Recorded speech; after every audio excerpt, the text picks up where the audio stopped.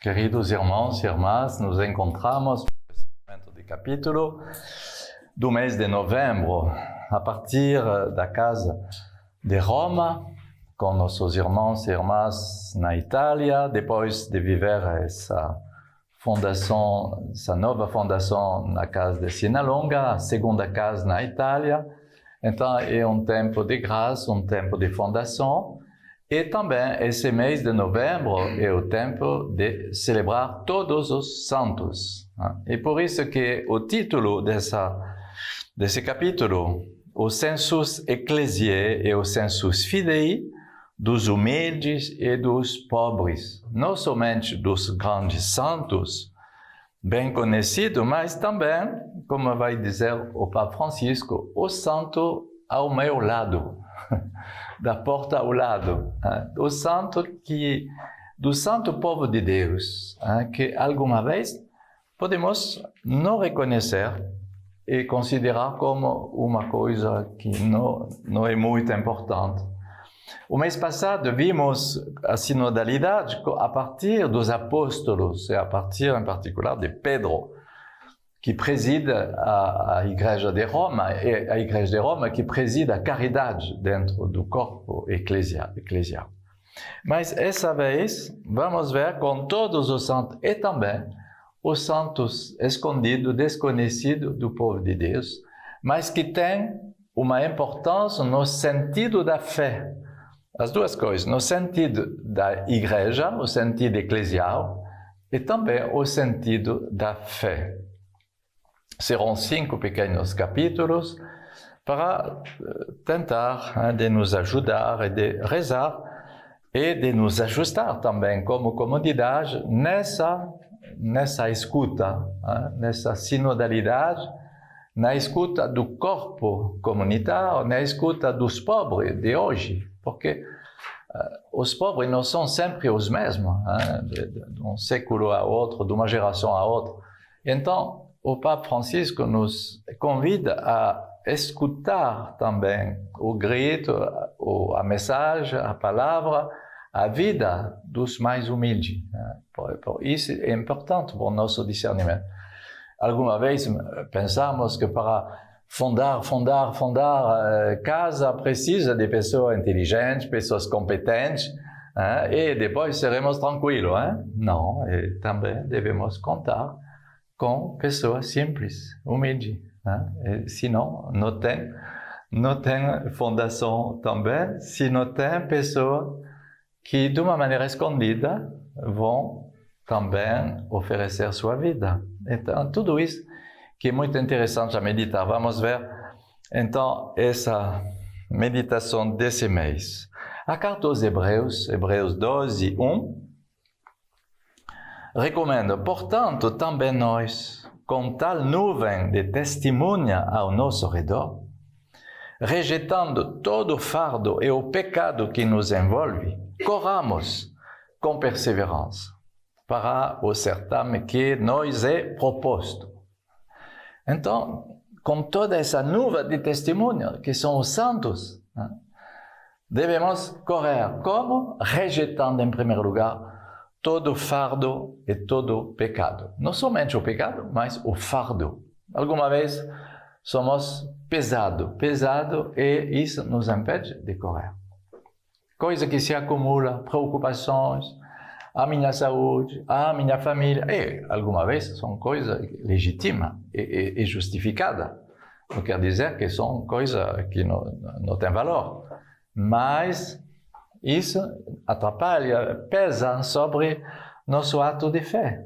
E o Senhor nos chama a entrar nesse abandono filial, nesse abandono que, imagino os palestineses, os israelenses nesse momento de guerra, as pessoas da Ucrânia, como eles são obrigados a se abandonar, porque de um dia para o outro, eles podem ser abandonados de qualquer bens, casa e lugar. E nesse caminho, com certeza, a presença de Santa Teresinha do Menino Jesus, com a exortação do Papa, que vem de sair há pouco tempo, sobre a confiança. e a confiança que nos conduz ao amor, como diz Santa Teresinha. Tem um relacionamento muito importante entre a confiança e o amor. Então, essa confiança dos humildes que o Senhor quer abençoar e também reconhecer no meio de nós e em cada um de nós. E o Papa também canonizou o ano passado, 15 de maio de 2022, São Charles de Foucault, que representa realmente essa via humilde. Um adorador na Eucaristia tem uma relíquia a meu lado nessa capela de Roma de São Charles de Foucault, que faz parte dessa linha dos pobres e dos humildes.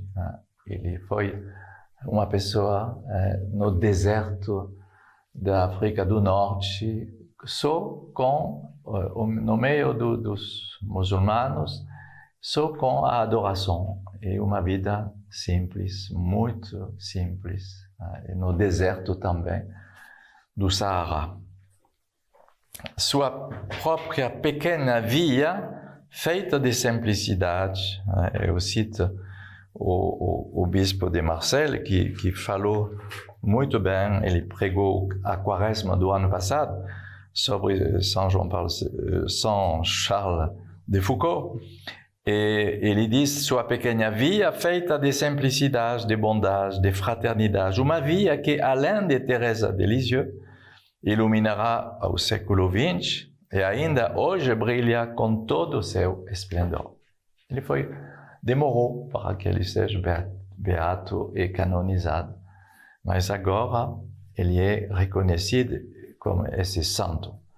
Primeiro pequeno ponto, capítulo, o sensus ecclesiae, o sentido eclesial, ou o nós eclesial, nous em francês, nós eclesial, nós, que preserva dos excessos que ameaça a comunidade. Esse Bento XVI que falou dessa frase.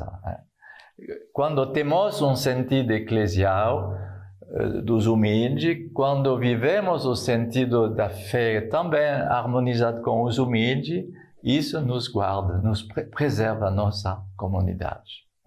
Imagine, se a comunidade se torna comunidade de intelectuais, comunidade como um clube cultural, não sei, ou como uma coisa política, ou não sei o que também, mesmo se tem uma finalidade humana e um alvo positivo, mas pode se tornar. Então, isso nos preserva, esse amor, esse respeito, essa escuta dos mais humildes, preserva a comunidade.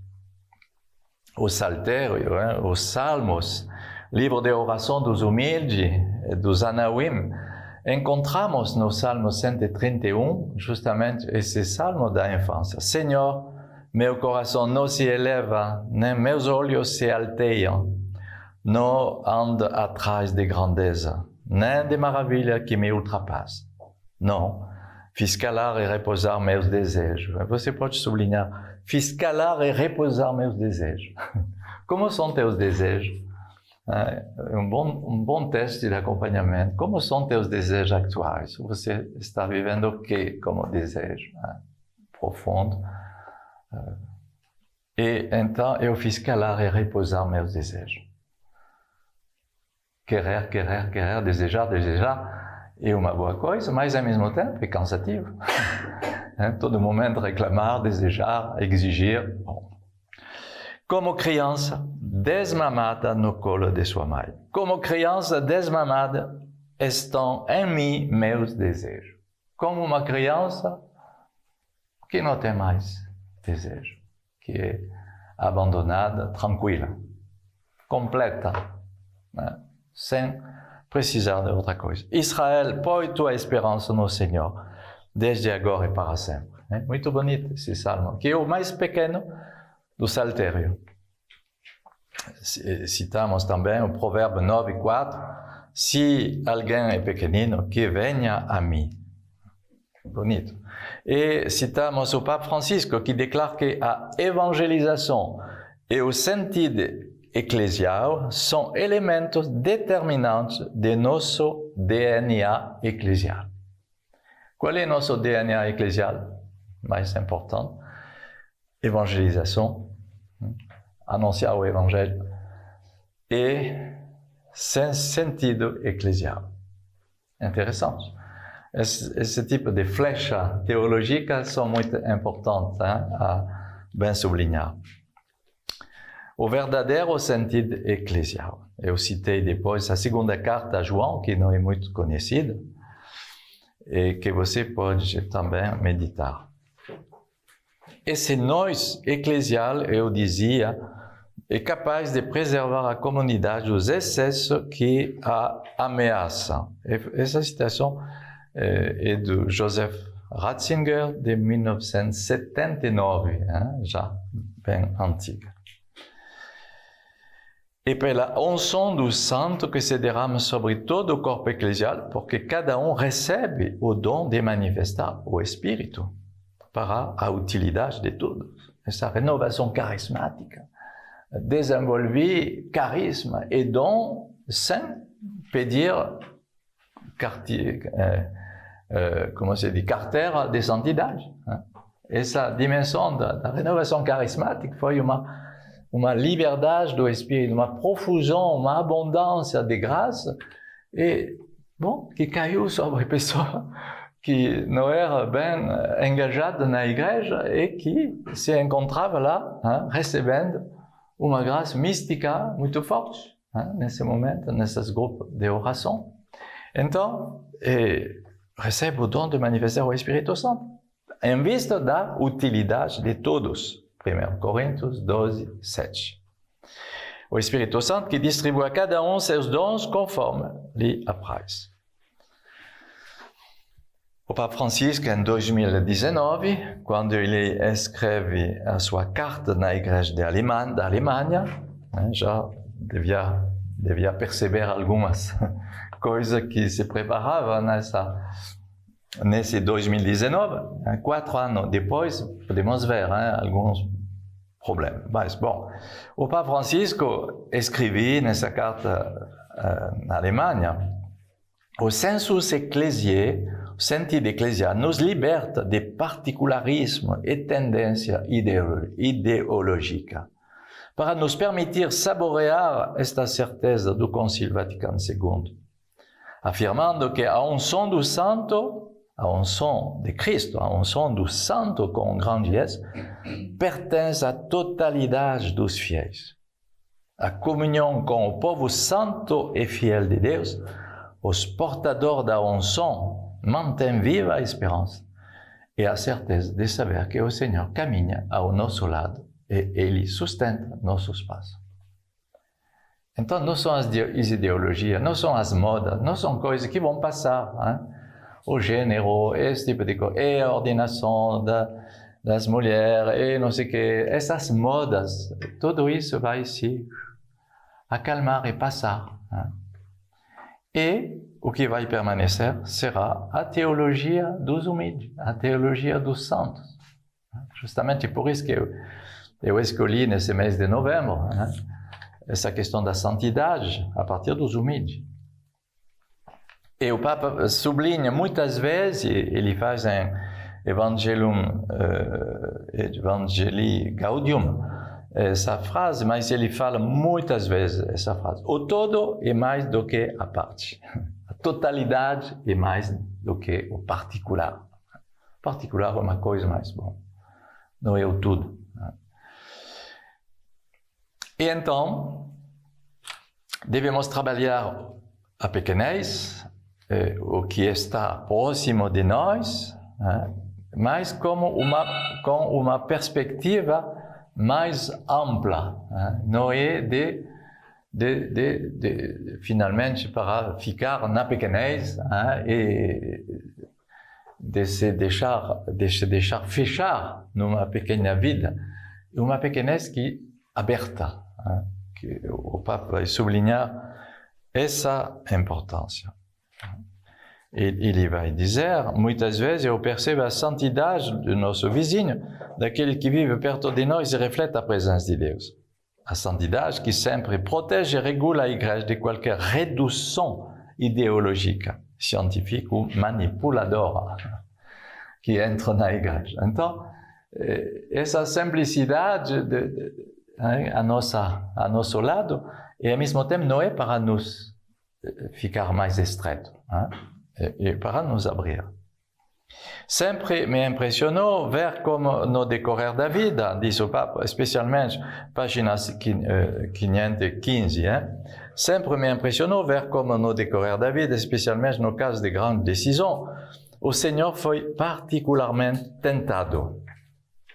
A oração e o jejum ocuparam um lugar especial como fator determinante em todas as ações posteriores. Por quê? Eu coloquei essa citação nesse momento, nesse lugar. Poderia dizer o que tem a ver com a pequenez. Justamente, o sacrifício da oração e do jejum nos torna mais pequenos e nos liberta da dependência a tudo que é necessário de nossa vida. Nos torna mais simples, a oração e o jejum. Então, os pobres são justamente esses instrumentos que o Senhor permite no meio de nós para nos abrir e para nos fazer avançar seu reino no meio de nós. Ok? Então, é o primeiro ponto que parece importante a bem sublinhar. E depois, o segundo capítulo, o sensus fidei dos humildes e dos pobres, ou a conversão da inteligência. Jesus exultou no Evangelho de Lucas 10, 21. Jesus exultou de alegria sobre a ação do Espírito Santo e diz: Eu te bendigo, Pai, Senhor do céu e da terra, porque ocultastes essas coisas aos sábios e entendidos e as revelaste aos pequeninos. Sim, o Pai, porque assim foi de teu agrado. Jesus não diz que os sábios e os inteligentes não têm acesso a essas coisas, a essas revelações, mas ele diz que elas são escondidas. Os sábios e inteligentes vão dever buscar, vão dever se ajoelhar, vão dever olhar um pouco embaixo para descobrir essa revelação. É isso, esse movimento que o Senhor... Ele não diz que são impossíveis para os sábios, mas são, para eles, escondidas. Interessante. E ele diz essas coisas. Muitas vezes, na tradução, a tradução diz esse mistério. E por isso que esse mistério é escondido. É um mistério. É um mistério de fé que é escondido. O grande mistério do Filho, o mistério trinitário, o mistério cristológico, diante dos sábios, dos doutores, eles não o conheceram, mas se revelou aos pequeninos, aos nepioi, no grego, nepioi, pequenino. Isso que cita o Bento XVI. Aqueles que não são doutores, que não têm uma grande cultura, a eles foi revelado esse grande mistério. E o Papa Bento XVI vai citar os magos do Oriente, que perguntam aos competentes, aos escribas, exegetas, o lugar do nascimento do Salvador, do Rei de Israel. Os escribas sabem, porque são grandes especialistas, podem dizer imediatamente onde vai nascer o Messias, em Belém. Mas não se sente convidado a ir, não se sente convidado a ir adorar. Para eles é um conhecimento acadêmico que não diz respeito à sua vida. Eles permanecem fora. Pode dar informações, mas a informação não se torna a formação da própria vida. Como podemos também estudar a teologia sem fé, sem precisar da fé e, sobretudo, sem essa atitude dos pequenos que têm sede de descobrir, que desejam descobrir mais profundamente, que têm um desejo realmente de entrar nesse mistério. Bento XVI continua, página 517. Existe grande doutor, grande especialista, grande teólogo, mestre da fé que nos ensinaram muita coisa. Penetrar nos pormenores da Sagrada Escritura, da história da salvação, mas não poder ver o próprio mistério, o verdadeiro núcleo, que Jesus era realmente Filho de Deus, que Deus Trinitário entra na nossa história, num determinado momento histórico, num homem como nós. O essencial permaneceu escondido. E Bento XVI, como professor de teologia, claro, encontrou esse tipo de especialista. Eu me lembro nosso amigo que foi diretor da Escola Bíblica de Jerusalém. Um dia, quando conversamos, eu perguntei, esse grande professor, que é bem conhecido. Ele me disse, ele no final de sua vida, mas ele não acredita mais na ressurreição de Cristo. Meu Deus, ele escrevia coisas maravilhosas, esse exegeta, e ele está na porta sem poder entrar nessa fé, nessa revelação. Com certeza, lutando e sofrendo. Bom, é assim.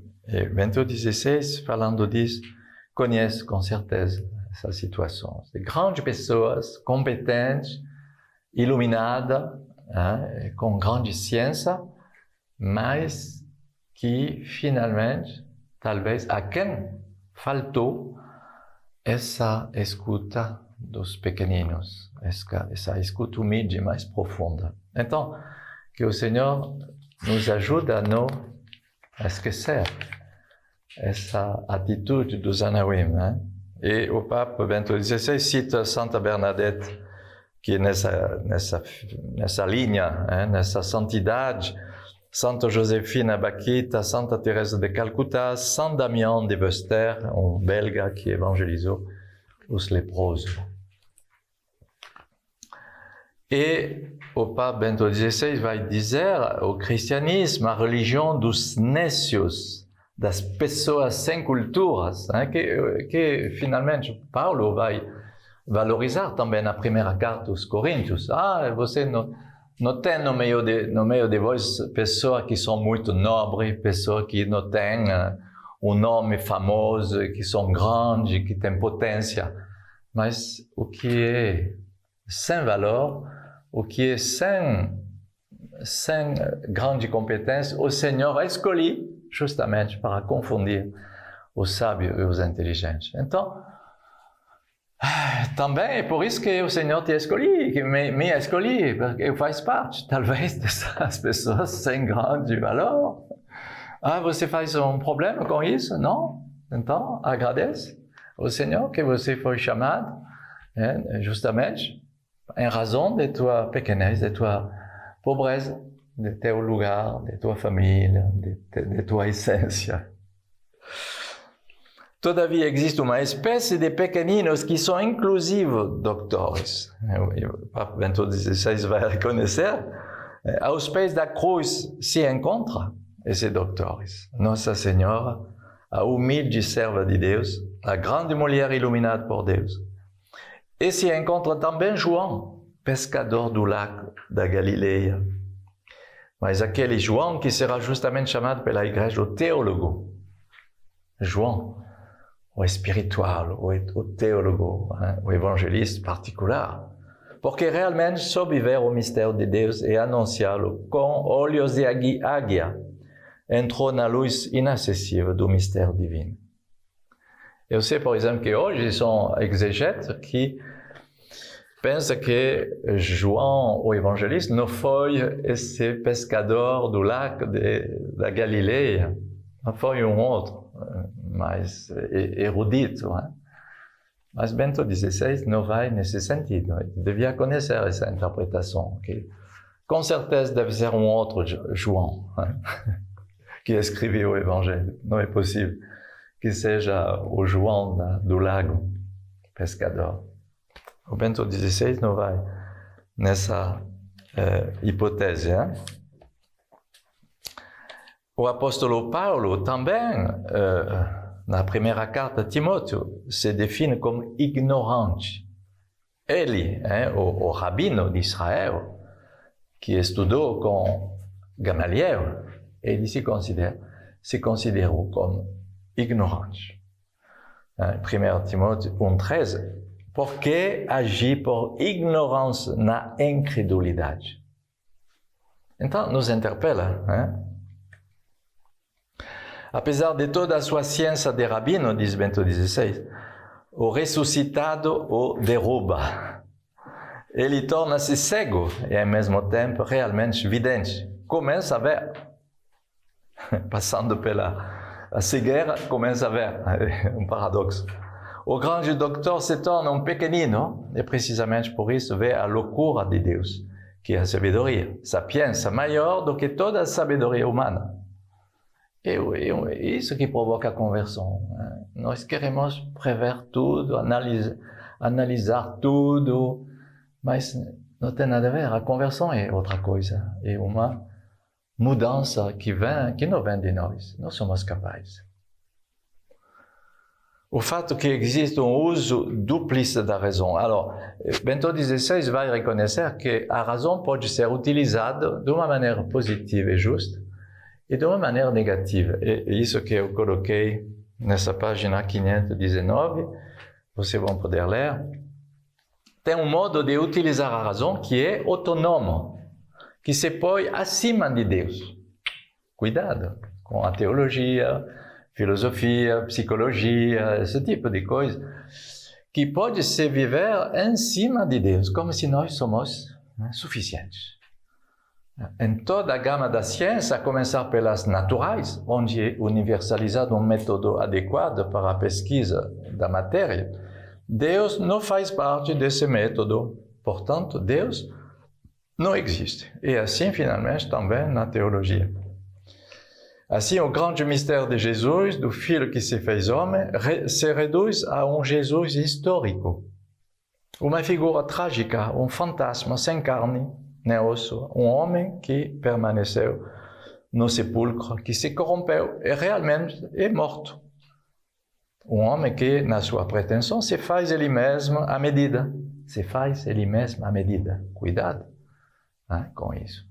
Quando começamos a entrar nesse túnel, que pensamos que é nossa medida que conta, cuidado. E possui esta soberba, torna absoluto certos métodos que são inadequadas às realidades. Permanece fechado na minha existência que não é tocada. E a especialização que vê todos os detalhes, mas já não vê a totalidade. Bento XVI fala como Papa Francisco. Vocês se lembram? Que dizemos o todo é bem mais importante que o parcial, que o particular. Bento XVI, que queremos muitas vezes opor, como Papa Francisco, diz a mesma coisa. A especialização que vê todos os detalhes, mas que não vê a totalidade. Cuidado de não se deixar fechar nesse perfeccionismo, de ver todos os detalhes, tudo é analisado, tudo é previsto, tudo. Mas é a totalidade que deve ser vista também. Não é só todos os detalhes. E outro modo de utilizar a razão, que é o modo bom, que é o modo positivo, de ser sábio, do homem que reconhece quem ele é, reconhece a própria medida e a grandeza de Deus, abrindo-se na humildade a novidade da ação de Deus. Ele reconhece que ele é pobre, pequeno, mas ele se abre à possibilidade de Deus, à grandeza de Deus. Precisamente aceitando a sua pequenez. Pequenino como realmente ele é, chega, nesse caso, à verdade. Desta maneira, também a razão pode expressar todas as possibilidades. Não é anulada, não anulamos nossa razão, numa vida consagrada, numa vida de missionário, mas essa razão vai se ampliar, se tornar maior. Trata-se de outra Sophia e Synesis, que não exclui do mistério, mas é precisamente comunhão com o Senhor, em quem repousa a sapiência, a sabedoria e a verdade. Então, Bento XVI é muito iluminador para nos explicar justamente esse processo da razão, que é uma razão ajoelhada, uma razão que é humilde, que não é em cima de Deus. Nós podemos, alguma vez, nos tornar em cima de Deus, sem querer. Nos fechamos em nossas ideias. Terceiro ponto, espero que eu não ultrapasse o horário. Terceiro ponto, o que é o sensus fidei, o sentido da fé do povo de Deus. E o Papa recomenda essa citação de Evangelii Gaudium, número 119, é infalível o povo de Deus. Todo o povo de Deus é infalível na fé, in credendo. O povo que crê se torna infalível. É impressionante. Muitas vezes as pessoas falam da infalibilidade do Papa, mas é só isso. E o Papa é infalível na fé, na doutrina da fé, quando é a questão doutrinal. Não é na questão pastoral, não é em outra questão também de reação pessoal.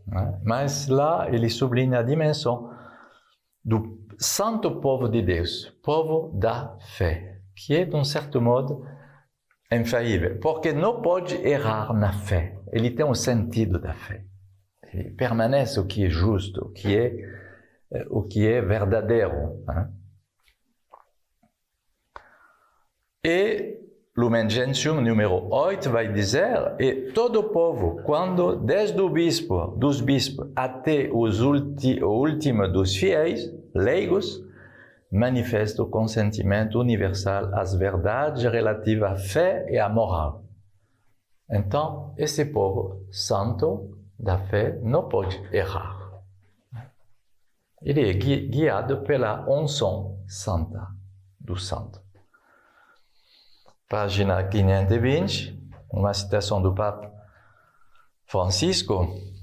Essa tradição apostólica progride na Igreja, essa tradição de acreditar a fé do povo, porque todo o povo santo de Deus cresce na compreensão e na experiência, tanto das coisas como das palavras transmitidas, quer graças à contemplação e ao estudo dos fiéis que o meditam no seu coração, que graças à íntima inteligência que experimenta das coisas espirituais, quer graças à pregação daqueles que, com a sucessão do episcopado, receberam o carisma da verdade.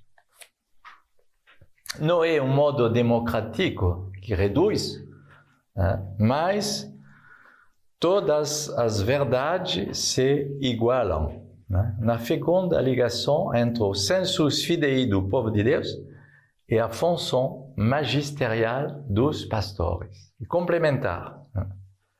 E eu coloquei mais longe, vocês vão ver, são 3 ofícios de Cristo.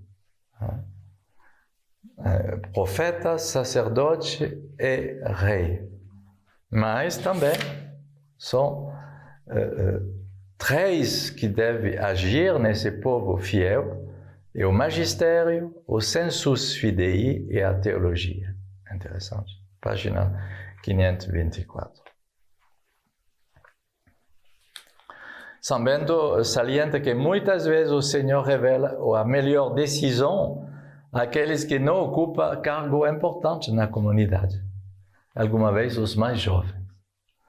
Então significa que devemos acolher os carismas também dos mais simples, dos mais jovens, e que organizar também que dentro da comunidade, dentro de nossas casas, tem momento de expressão, de poder comunicar intuições, profecias, carisma e testemunho, com os mais simples. Não extingai o espírito, diz Paulo, 1 Tessalonicenses 5. Não desprezei as profecias. Discerni tudo e ficai com o que é bom. O Papa Francisco não quer dizer que o magistério não existe mais. São os pequenos que vão governar a igreja. Ele não fala disso. Ele diz que precisa também do magistério. E, quarto capítulo, sensus fidei, de todos batizados como fonte vital e vida nova, e via nova para a evangelização. É interessante, eu descobri, fazendo essa pesquisa, que como se chama? A Comissão Teológica Internacional saiu um documento sobre o sentido dos fiéis, antes da ordenação do Papa Francisco.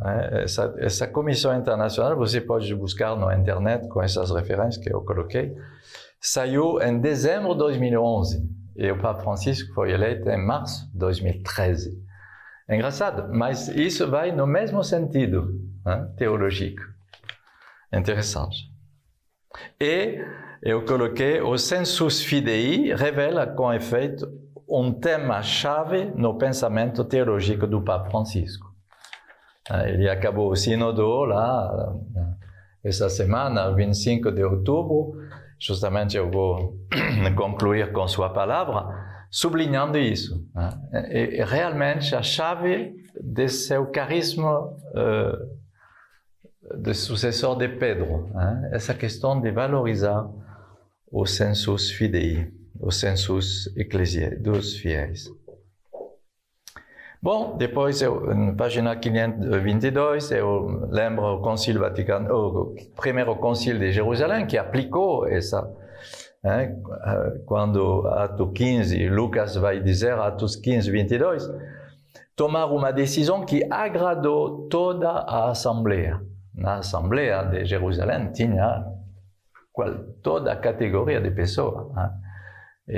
Da Arca de Noé era presente lá nesse primeiro concílio, como em nossa comunidade, como em nossas comunidades novas, tem todos os espécimenes da Arca de Noé que são presentes. Bom, mas a unidade se realizou no Espírito Santo, porque finalmente todos fizeram esse ato de humildade, de confiança, humildade, confiança, pequenez, de não fazer exclusão, de não fazer categoria. Amém? E depois eu citei o documento preparatório do Sínodo, dizendo devemos descartar a caricatura de uma hierarquia ativa e de um laicato passivo. O Papa Francisco não quer disso, não quer uma hierarquia ativa, os pastores que governam, e em frente de um laicato passivo, que deve seguir o que os pastores devem decidir. E não deve ter uma separação entre a igreja docente, página 522, significa uma igreja que ensina, e a igreja dicente significa a igreja que se deixa ensinar. Não deve ter duas categorias. É a mesma igreja que ensina, que revela, que forma, e a igreja também que vem aprender e que é ensinada, que tem a humildade de dizer: eu não sei, não sabe tudo, eu devo me deixar ensinar. 3 ofícios de Cristo profeta, sacerdote e rei.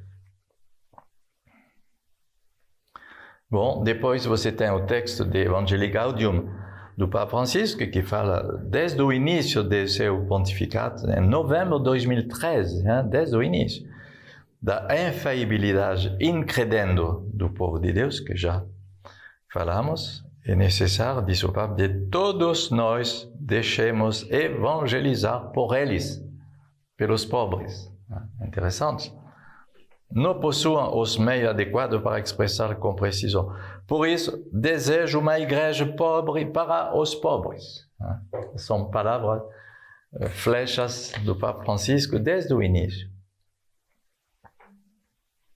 E, enfim, número 5 desses capítulos, o equilíbrio entre magistério, os pastores, os bispos, o Papa, o sensus fidei, o sentido da fé dos fiéis, e a teologia, a doutrina da Igreja. Porque, de fato, o sensus fidei não se encontra diretamente na Sagrada Escritura. Tem exemplo, mas não é definido. É a teologia que define esse termo. Mas esse termo não existe realmente diretamente na Sagrada Escritura e não existe realmente antes do Concílio Vaticano II. Então, é interessante de sublinhar esse fato.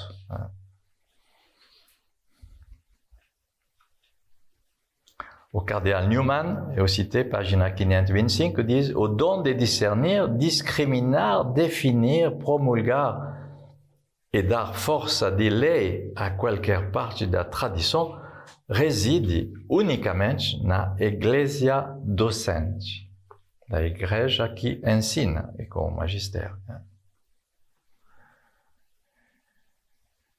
O julgamento sobre a autenticidade do sensus fidelium não pertence aos membros do povo de Deus ou à teologia, mas ao magistério. Então, eu citei, a partir desse documento da Comissão Internacional de Teologia, os 8 critérios do autêntico sensus fidei.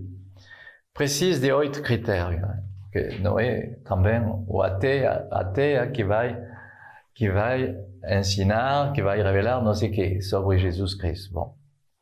Mas são 8 critérios. Participação na vida da igreja, escuta da palavra de Deus, abertura da razão. Não podemos só acreditar com a sensibilidade. Adesão ao magistério, santidade, humildade, liberdade, alegria, a busca da edificação da igreja. Voilà, são os critérios para definir uma pessoa que realmente tem um bom sentido de fé, que tem um bom sentido da vida eclesial. Então, eu vou concluir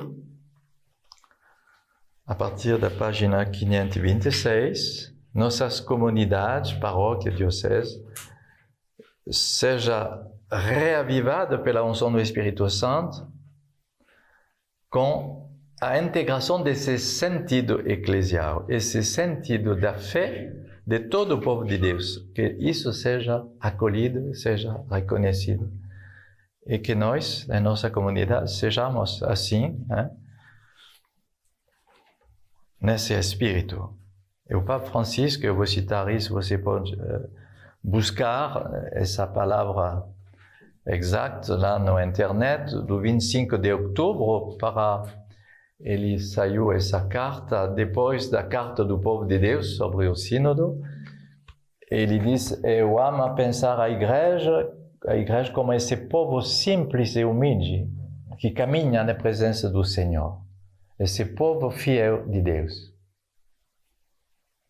Eu disse pessoas fiéis para não cair nas maneiras ideológicas da realidade reduzida do povo de Deus. Mas as pessoas fiéis, o povo santo e fiel de Deus em caminho, santo e pecador. E isso é a igreja. E uma das características desse povo fiel é sua infalibilidade. Ele falou disso, 25 de outubro. Ele é infailível incredendo na fé. Segundo Lumen Gentium, número 12. Infalibilitas incredendo. A infalibilidade da fé. Essa coletividade dos fiéis com a santa unção que vem do santo, não pode errar na fé. Então, a igreja, o povo fiel de Deus nesse caminho, santo e pecador, ela é uma empresa de serviço diverso. Quando os agentes pastorais vivem essa segunda via, a igreja se torna o supermercado da salvação, o sacerdote se torna simples empregado de uma multinacional. Isso é o grande erro na qual conduz o clericalismo. E isso é triste e escandaloso. Ele fala de alguns que vão em Roma para as lojas, vão ver o escândalo desses jovens sacerdotes que estão ensaiando batina, chapéus e outra roupa de dentela, não sei como se diz. E então ele faz um grito sobre isso, mas bom, não é isso, é a questão do povo fiel de Deus, não deve ser essa forma superficial e exterior, mas nesse espírito que pertence ao Santo de Deus, que é nosso Senhor. Então, que o Senhor nos ajuda a viver esse bom espírito, que não é estreito, que não se fecha, mas que se abre a todas as pobrezas que hoje encontramos em nosso caminho, em nossa vida, em nossas missões. Amém.